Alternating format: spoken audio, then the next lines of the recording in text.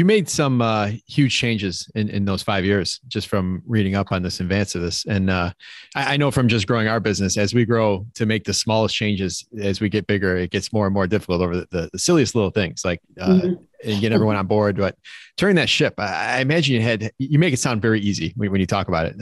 But what are like some of their challenges and how'd you kind of overcome those and like trying to put these changes in place? Because I'm sure no matter what, you had some people that put up resistance in the things you wanted to do. Yeah. Before you answer, Judy, one thing I want to just add to that question is, was everyone aligned at the building department of, hey, we need to make the permit process easier, right? Like if investors, we love it. It's great. But like, was there resistance? Be like, no, this is the way we've always done it. Or was everyone already bought into the vision and you just needed someone to go execute it?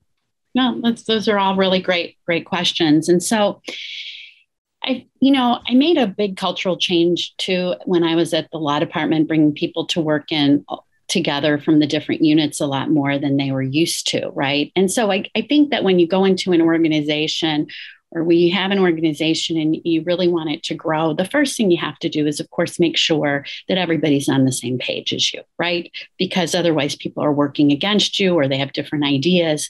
And so, you have to meet with your team and I had a great team. Plus, I hired a couple people that I had worked with at the law department. I brought in some of my own team as well.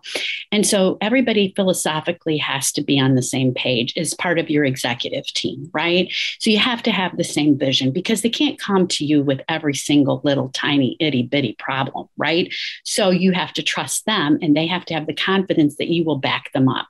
Right? Because if they don't have the confidence that you will back them up, they'll be afraid to make those decisions that you need to be made.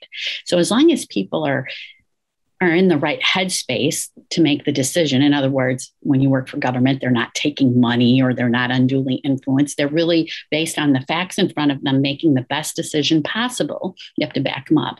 You also all have to have the same vision that we're here for customer service, that we're here to help people, that if somebody is in dire straits that doesn't have heat or something, that is a priority, that safety has to be first, and everybody has to feel that.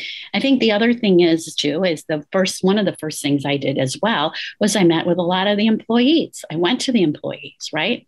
And, inspectors have do have a reputation of giving business owners or people an unduly hard time, right, for their inspections. And, I explained to them, I said, look, every business that opens, every building that gets built is tax dollars into our tax coffers. And that's what pays for your pension. People understand pensions are important and money to pay for city services. I said, we don't get that money from permit fees, right? We don't get it from inspection fees. Those are so nominal. They don't even cover really the cost of what we do.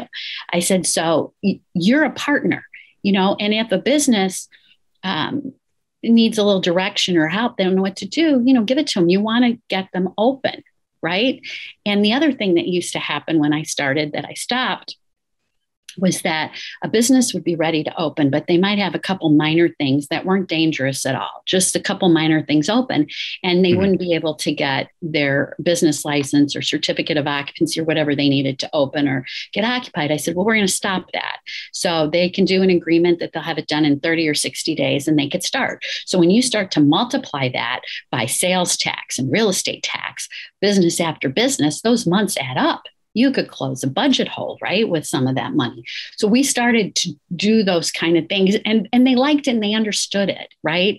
And, I said, of course, safety first. And if something's dangerous, you have to deal with it. But we also have to work with people. And then on the permitting side, I met with a lot of the people that process permits. And I said, well, what drives you crazy about the permit process, right? And they said, well, people don't complete their applications correctly. We have to send it back. They don't do this. And I said, well, is the application clear? Are we asking the things that we need to ask? So we went back over the application. I took their suggestions. And so we worked together with them. So the people that did the permit review were heard and they got to make their suggestions. At the same time, I was meeting with people on the outside.